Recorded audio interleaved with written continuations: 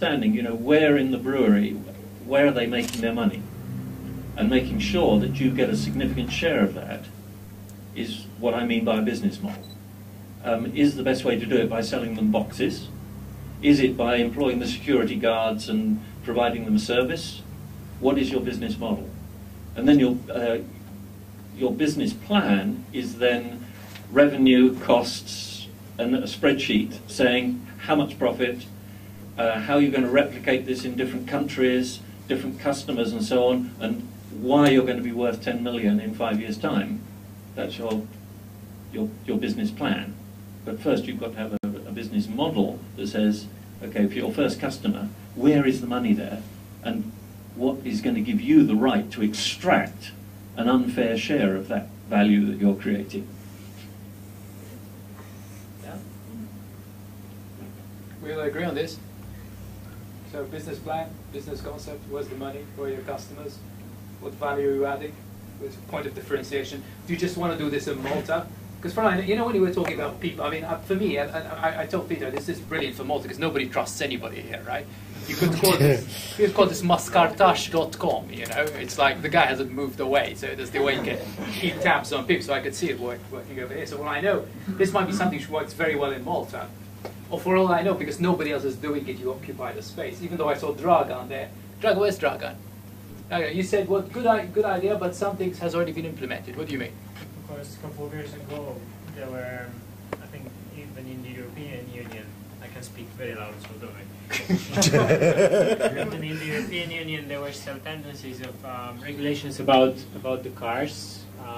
They wanted to implement in the cars itself, mobile phones and GPS that can send emergency messages in case of crash, in case of accidents. So some of the things are already done in the European Union, because she mentioned some directives and stuff like that. Those were examples of possible applications. Yes. I know that. So maybe you have to step on there and just make it more personal. Maybe not a mobile phone, maybe some other device. Because giving a mobile phone to an employee maybe is very expensive. So it's also an idea to think about. But yes, I know it's a good idea, because I saw, for example, in Matter they use a tool. I don't know which is, but they check in every floor with the security. Like, it's a similar tool that then they probably download the data somewhere, and they know that they went in that store and they were in that room just checking. So probably you have, maybe the government will be one of the users in Malta. It might be a very, very long process, but for sure it's a very good idea. But you have to check who already did, because you don't need to waste time on these things. I mean, you just have to upgrade and upgrade what the others are doing. She's saying it's got to be unique, but it's got to be, she's got to have something somebody else has done for it. No, she has to see what the others are doing, so she can offer something different. Because I told you, I saw here in Malta something very similar. I don't know if it's a mobile phone, but how they're going to download the data is going to send the SMS to them that this person was there that minute, or after, at the end of the day, they go and just download the data from the chip. It's also important because in that might be another extra cost involved. For example, they have to send a text message every... Anybody wants to react to this? Or every 3 to 4 minutes. Peter. Yeah, so I mean, the mobile phone is the cheapest way to do it anyway. I mean, there's nothing cheaper than phones, so I think that's a big concern.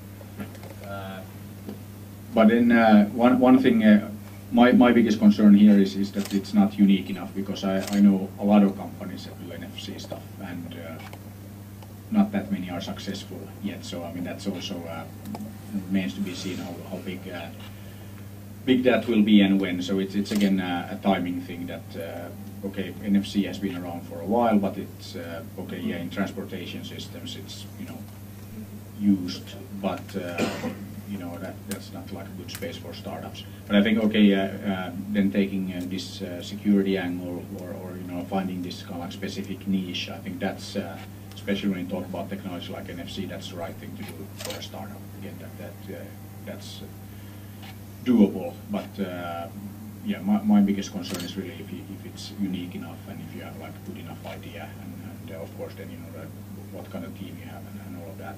But what I would do is actually do a bit of research, look at what the other companies are doing, because there's a lot of stuff that, and a lot of pilot projects that have been done around NFC, and not that many things that have been commercialized.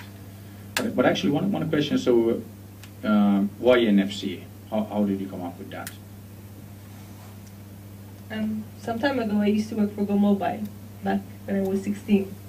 And I remember in our introduction, they had shown us these wonderful slides of futuristic ideas of how mobiles are going to affect the world.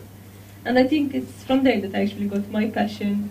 And listen, hey, I don't want to be selling phones behind the counter. I want to actually do the stuff that's in them. That's why, the process and the development path I took throughout.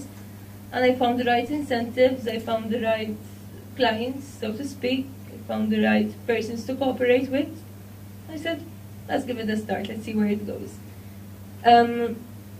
So basically, that's...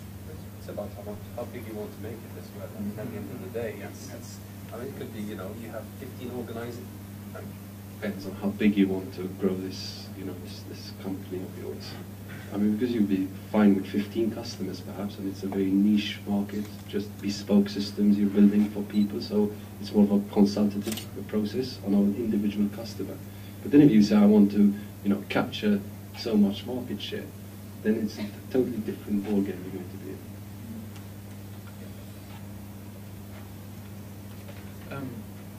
If you are looking at the local market, then having an entirely USP, unique selling point, is not an issue. If you are a quick mover, and you are the first mover, and you capture a big enough market share, then you've got it made. You do not need to have something entirely new for the local market, because then you are there, you've got your foot in it, you're selling to half the population, so then it's not that important, if it is, especially if it is a service. It does not need to be that different.